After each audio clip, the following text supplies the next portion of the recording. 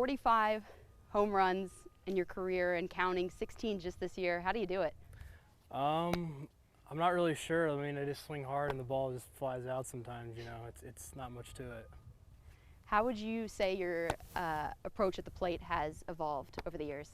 I've definitely gotten more selective and understood what I hit good and what I don't hit well. So understanding what I do hit well and chasing those pitches has really worked out for me. You've moved up to second all-time on the home run list. Is that something you've been watching closely over the season?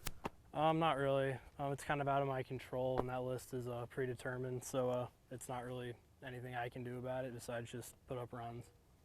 What does it mean to you, though, to be second all-time? It's definitely an honor. There's a lot of big names on that list, especially in pro ball and beyond that, so being amongst those names is pretty cool.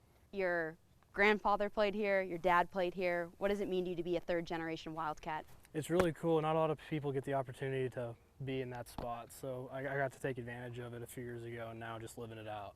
Did you ever imagine playing anywhere else? Was that ever a possibility? Oh yeah, definitely it was, until my junior summer when Chip got the job. He made it reality for me, and once I got the chance, I didn't say no, I said yes. What do you remember about the conversations with Chip? They were really brief. I mean, he saw me do a few things on the field, and he was in, so I was in, so it was pretty short and quick, and got the job done. But it was probably a dream come true for you, I imagine. Yeah, it was definitely an honor for him to want me to play here, because the staff before never really looked at me. So once he got the job, he got down and saw me play, and then it was pretty easy after that. What do you remember about coming to games here as a kid? It was definitely cool. A lot of fans, definitely loud, bright lights, a lot of big names that played here that I still look up to or looked up to at the time. And so then being able to do it just like they did when I was a little kid is pretty cool. When you look out now and do you see like younger kids, does it remind you of yourself when you're playing here? It does, especially the kids down the lines that chase the foul balls, because that was me at one point. So then now looking up in the seats that I sat in, seeing kids that were about my age is pretty cool. What would younger Mason White think about everything that you've accomplished here at Arizona so far? Oh, he'd just be excited. I mean, I think he might not believe it, honestly. I mean, it's all he wanted to do. So the fact that it's real now it's awesome. What's been your favorite moment here at Arizona? I would definitely say this past weekend. I mean, the last 2 seasons were really cool. Last year, Pac-12 tournament was really awesome. We clinched the Pac-12 conference championship here.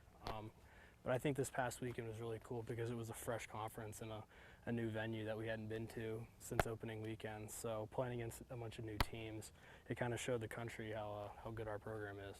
What did it mean to you to win most outstanding player in both the Pac-12 tournament and the Big 12 tournament? It was really cool. I mean, there's a lot of great players that come out of both those conferences, so being able to perform the best on that weekend, it was definitely a goal of mine, and the goal was met. Would you say the vibes were different after winning the Pac-12 versus winning the Big 12? Yeah, I think we came out of the Pac-12 tournament on a high note last year, and then we got to the regional and we were kind of out of gas. We were kind of like, okay, now what? But this year we've done that before. We've won a conference tournament, so now we've put that behind us and we've moved on. How do you guys feel going into the tournament now? Practice this week. Super confident, just letting loose and having fun, just like we were in Houston and then back in Arlington. So just continuing that same feel and just letting loose. You guys got swept here last year. What do you guys need to do differently to have more success in Eugene?